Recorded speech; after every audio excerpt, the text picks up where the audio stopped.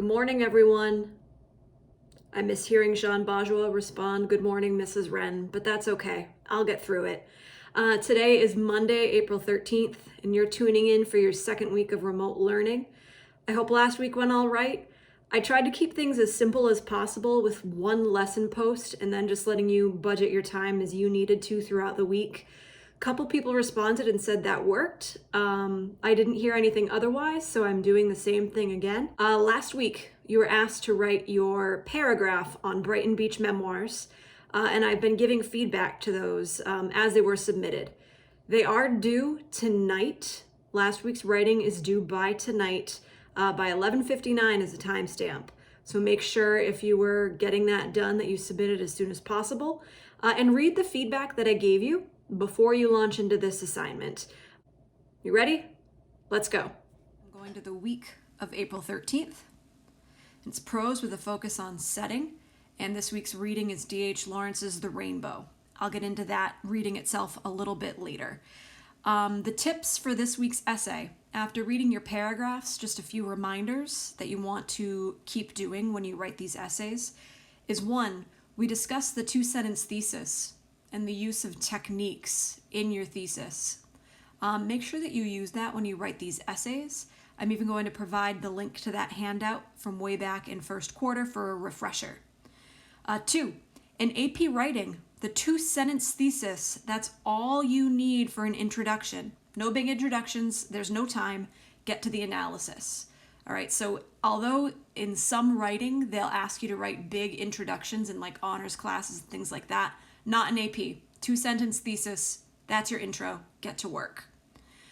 3, center on a technique for each body paragraph, whether it's contrast or narrative perspective or pathos. Some of you did a really good job with that in the paragraph you wrote last week. For some of you, it's a reminder. It helps you keep focused on the thesis and away from excessive summary. And finally, just like the intro is short and sweet, don't overthink having a concluding paragraph. Restate your thesis and be done with it.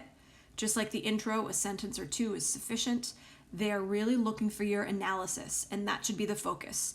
Don't pine over an intro. Don't pine over a conclusion. Spend the chunk of your time on analysis. So with those reminders in mind, let's take a look at this week's reading. All right, so this week's reading is from D.H. Lawrence's The Rainbow. Again, we're doing a prose analysis, this time with a focus on setting. And even though the focus is on setting, more often than not, they're going to ask how that setting relates to a character.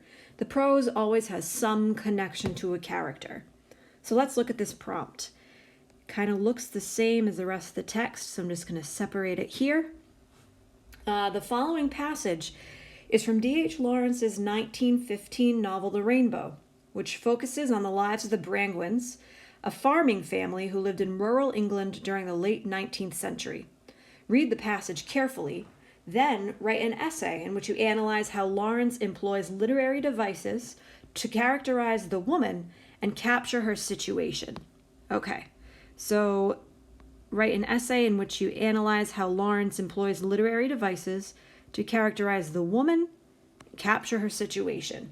So our focus is on the woman and her situation. And since it's about setting, the woman and her situation, it's probably important to note that these Brangwens, of which she's a part, they're a farming family. It's rural England, late 19th century. That will probably play a role. So sometimes there's some helpful tidbits in the prompt. All right, so let's read. One thing I like to do with prose is, since it's divided into these nice paragraphs here, is even before I start reading, bracket them off. And what I try to do is break them down this way, read one paragraph, pause, note some things in the text, and then write in the margin. So that's a good tip for you as well. As you're reading, at minimum, pause at the end of the paragraph and ask, all right, what did I just read? So let's look at this first one. It was enough for the men that the earth heaved and opened its furrow to them, that the wind blew to dry the wet wheat, and set the young ears of corn wheeling freshly round it. It was enough that they helped the cow in labor, or ferreted the rats from under the barn, or broke the back of a rabbit with a sharp knock of the hand. So much warmth and generating and pain and death did they know in their blood, earth and sky and beast and green plants. So much exchange and interchange they had with these that they lived full and surcharged, their senses full fed, their faces always turned to the heat of the blood, staring into the sun, dazed with looking towards the source of generation, unable to turn around. All right, so this whole paragraph is about the men.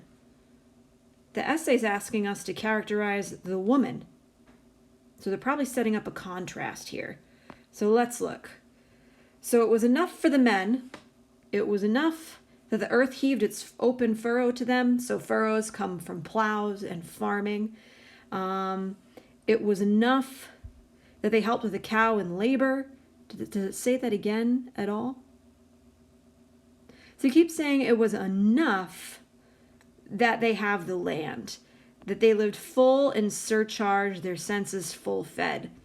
So they knew enough. They had enough through the earth and sky and beast and green plants that they lived a full and surcharged life. It's enough for the men to live on the land. So I'm going to put that here. Enough for, and which men are these? I'm assuming it's the Branwigin men, the bee men, to live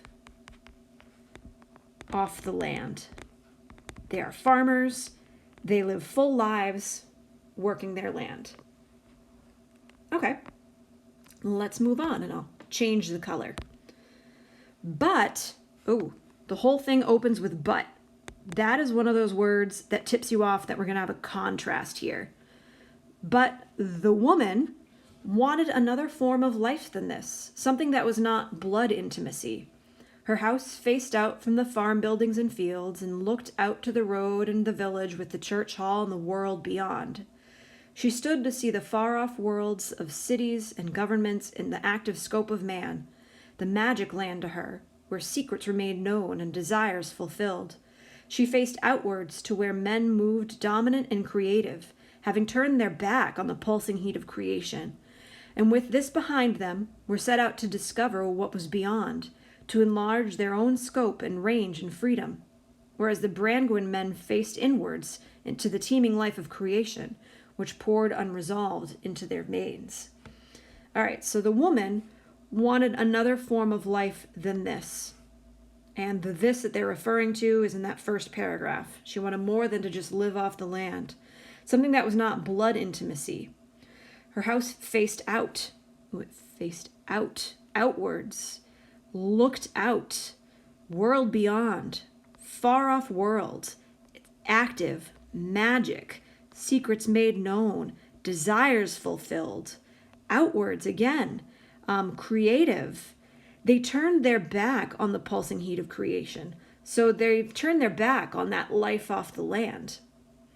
And they set out to discover what was beyond, to enlarge their own scope and range and freedom.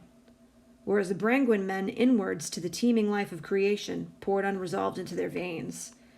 So it seems, but the woman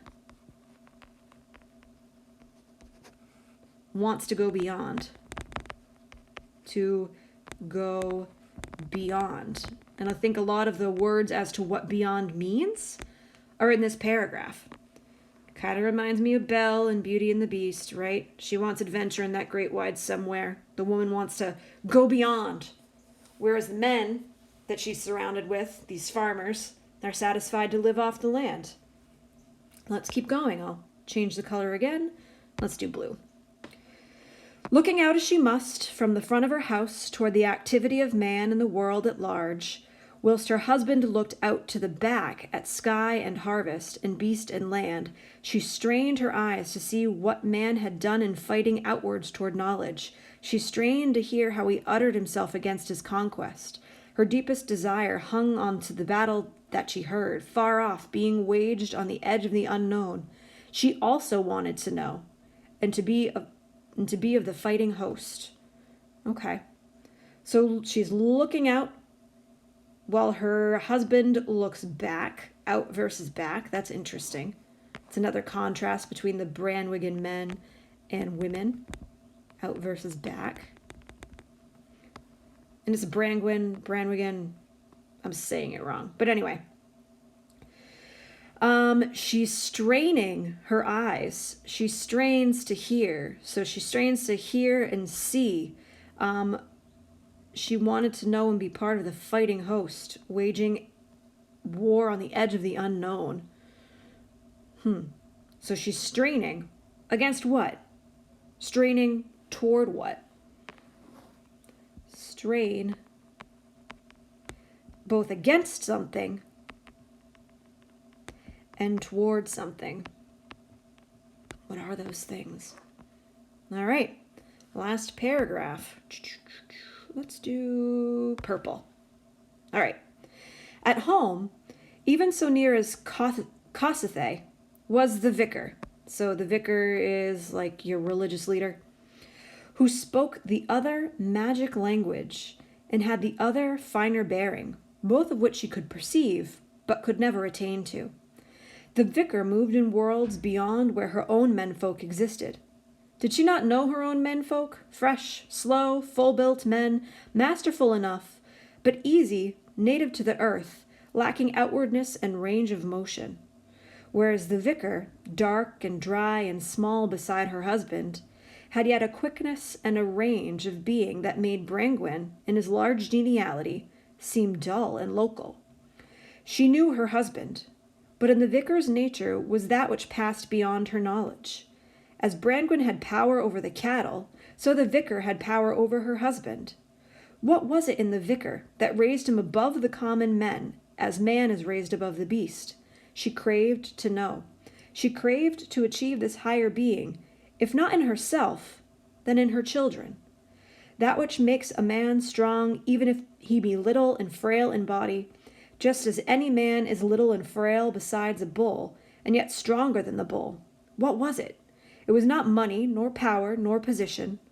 What power had the vicar over Tom Brangwen? None. Yet strip them and set them on a desert island, and the vicar was the master.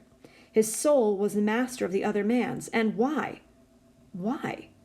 She decided it was a question of knowledge. And that's the thing. So let's look at this last paragraph.